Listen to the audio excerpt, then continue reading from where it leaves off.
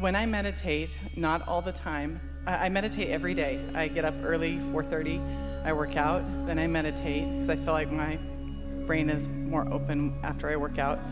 And then I listen to you for about a half an hour, and then I start my day. I have 5 kids between me and my significant other, so I'm busy. But so that time is precious, just like you said earlier, time is precious. And so meditation is very important to me. And you talked about daydreaming earlier, and this is what those meditations are. And so I was extremely tired. It's about 8:30. This is a week and a half ago, and I have a meditation space in my house. I have a little corner that stays with the pillows and everything that's ready at any time. That's pre-paving right there, and expectation. Yes. And it's on the way to my bedroom. It's just in this little corridor. So I walked by it, and I saw the lights flicker, and I was exhausted. I ran my kids around. There was all the kinds of activities.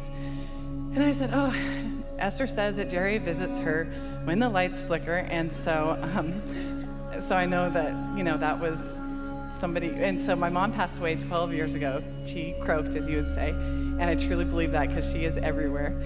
So anyway, I said, okay, Mom, I'm really tired, but I will do this. And Abraham, I will do this because you said that's what it is. And that had never happened before. There had been other messages, but never lights flickered like you specifically had said. And so I laid down on my meditation mat, and I have like several pillows, and I usually don't lay back on all of them, but I was so exhausted. I said, all right, I'm going to do 10 minutes with water, just a water. I just put on I just looked up a random 10-minute water meditation. I put on the water meditation, and I laid back, and instantly I was under the influence, is what you call it, and what I now call it.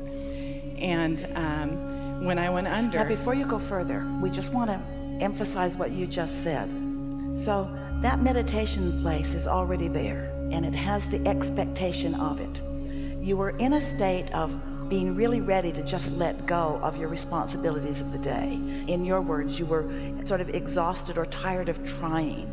And so, without even realizing it, you had set yourself up for the perfect opportunity for a rendezvous, so much so that you timed a rendezvous with those blinking lights, which was inspiration to go further. So we're just wanting to emphasize the getting ready to be ready to be ready to be ready, and the value of pre-paving. In other words, you were setting yourself up for this rendezvous. And so? Yes. And so I laid back and I fell under. And when it happens, when I fall the way that I did that time, I can see myself. I'm walking along this path. It's fall. I'm just on this path with beautiful trees everywhere, and I'm walking along this path, and I come upon this large tree. All right, so let us just say to everyone else, she's utterly in the receptive mode. In the receptive mode. In other words, she's not thinking these thoughts. She's not trying not to think these thoughts. She's just in the receptive mode, where what's in her vortex is bubbling up into a vision that she is receiving. Yes. That's exactly what it feels like. I'm not thinking whatsoever. There's no connection. Well, there's a difference between thinking a thought and receiving a thought. Yes. It's really a good thing to acknowledge whether you're thinking or whether you're receiving. And it's nice to deliberately think good feeling thoughts. But, oh, wow, when you're in the place where you're receiving. Yes. Yeah. It's awesome. So I'm on this path, and I come upon this tree, a tree so big I can't get my arms around it, right? And it's solid gold. So I come upon this tree, and I'm standing there, and I'm looking at it, and I say, there's a little branch that had like broken off, but it was still golden, and I said, what's the mess? What am I supposed to do? And I'm standing there, and I go up, and I kind of like grab the branch, and right away I hear a voice that says, no. And so I step back, and I'm like looking at the tree, and I said, well, am I supposed to, in my brain, I'm not talking to myself, but in my... Our explanation of that is that you're in the receiving mode, but you're doing what Esther's trying to do. You're trying to get too practical too soon. Right. So you're trying to turn this into some sort of a message. Right. Do I do this? Do I do this? But you're still under the influence enough that you know that you can feel that that's not the path of least resistance. That's not what this is about. Don't break it off. Don't do anything with it. Just right. Be there. Right. So I stand back and I say, okay, well, am I supposed to put my arms around it? No, says the voice. So I step back, and my mother's voice came on, and she said, remember when you were little, you were the tree. And so in first grade, we did a play on the giving tree, Shel Silverstein, and I was the tree. And I said, yeah, I know, Mom, I was the tree. And she said, no, you were the tree. And then I said, yeah, I know I was the tree. And then she said, you're the tree. What does a tree do? Well, A tree bees. A tree doesn't strive or try to excel. A tree doesn't even have to run around to find nourishment. It just expects it to come. A tree just stands there and lets the well-being and the resources of the universe flow to it. yes. And it was like, basically, you are enough. Like, you already have all, it's not strive here, go try, do this, accomplish. It was just like, you already have it. Well, you're the tree. Now you're putting your words on it. Right. I didn't, well, that's what. Your mother didn't tell you that. No. So She didn't say that. She didn't say that. You're the tree. Now, what does a tree do? A tree bees. Does a tree self-judge? No. Does a tree run around trying to get attention? No. Does a tree receive the resources from the universe right where it stands? Does a tree thrive where it bees? In other words, that tree that your mother was explaining to you represents the state of allowing, the state of being, not the state of trying, not the state of proving, not the state of running after things. Step one, you scramble around a little bit. You're not the tree in step one.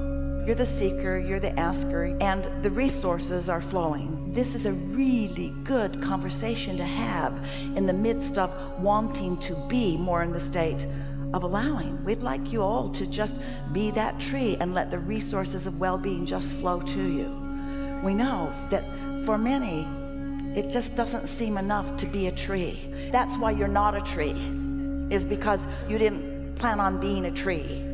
But you got to be tree-like. You got to be tree-like in that just let the well-being come to you. And so it was so powerful. And I was telling a close friend this story yesterday, and he said, well, what is that around your neck? And I forgot, a friend of mine 3 years ago gave me this Tree of Life necklace, and I've been wearing it ever since. That's what this is all about. And so I walk in today, and there it is. And I said, she will call me today. But notice, there are the roots. It's what comes before. There's the tree. There's the receivers out here.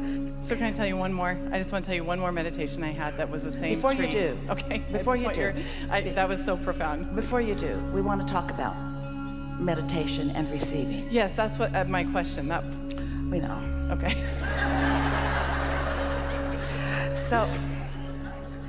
So I want more of that. How do I get to that? So, like, of course, every morning it's not like that, or every time I don't get these like fabulous. But when I do, it's like, At first we called this the science of deliberate creation, but you all got too deliberate and too much striving and too much trying to apply the determination that you'd learned in other places in your life to this. And deliberate creation is really what you want. You want it more than creating by default. So then we began to put the emphasis upon being in the allowing mode, being in the receiving mode, because that really is where the majority of your most productive focus is.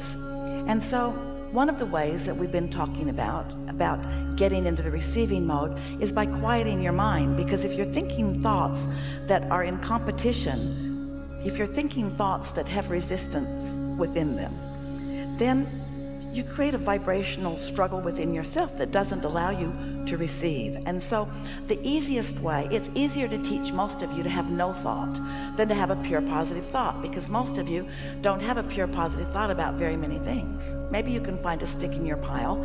So when you quiet your mind, you stop thought. When you stop thought, you stop resistant thought.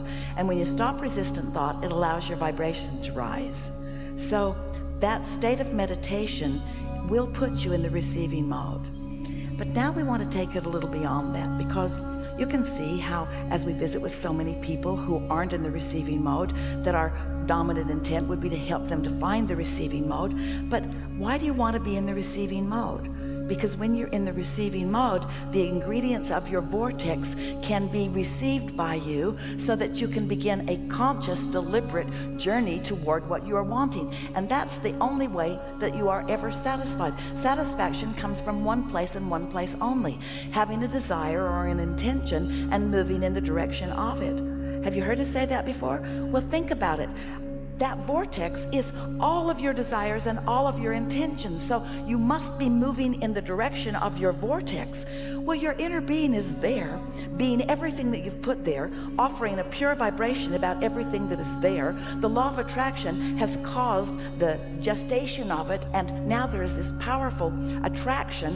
And are you a cooperative component? Are you in a state of being that is allowing yourself to be drawn to that? Because for a while we said, and if you read the vortex books, get into the vortex, but you've got to be in the vicinity of the vortex to get into the vortex. And then more recently, rather than saying get into the vortex, what we are asking you to do is somehow, some way, try to find vibrationally equivalency with what your vortex is, which means don't think a negative thought. We're not even saying to you, think a positive thought. We're just asking you to do whatever you can do to be non-resistant. So many people have heard others talk about their meditations, where wonderful things like this happen, or they have visions or confirmation of things. And so many people, in approaching the subject of meditation, want to jump right over there to receiving something. They want to jump right over there and receive. I'm willing. We know you are. Well, you've demonstrated it already. They want to jump right over there to receive something. So the first step in beneficial meditation, it really is to quiet your mind. But when blissful thoughts begin occurring to you that feel like daydreams, that means you're in the receiving mode. That means that you're translating. And so just go with it. For a while, that was happening to Esther. She didn't have any instruction except to quiet her mind, and when her mind wandered, to release the thought. And so when she began being in the receiving mode and thoughts began occurring to her, she would breathe them away because she thought that that was something wrong that she was doing in meditation. But it isn't a wrong thing. It's just don't try to think the thoughts. And that's what happens to people in meditation. They quiet their mind and then they want to direct the thoughts in meditation. You've already directed the thoughts. You've already filled your vortex full of the components of your thoughts. Now in meditation, quiet your mind. But when the thought begins to come and it feels wonderful to you, just watch it like a movie.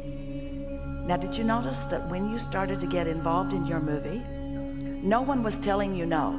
There was no one, because non-physical does not shout no at you. But it felt like no, because you could feel that that was not the purpose of this. That was not the reason for this. And we know you deliberate, wanting to prove yourself worthy beings. It's hard for you to hear that you're already worthy and you don't have to prove, because there's been a whole bunch of bogus information that's been offered to you by people who needed to control your behavior so that you could feel better. Sometimes people say to us, Abraham, you teach selfishness. And we say, yes, we do. Because if you're not selfish enough to care about how you feel and accomplish feeling good, then you will not hook in and you won't have anything to give anyone else. And who is it that's most likely to call you selfish? Someone who wanted you to do what they wanted rather than what you wanted.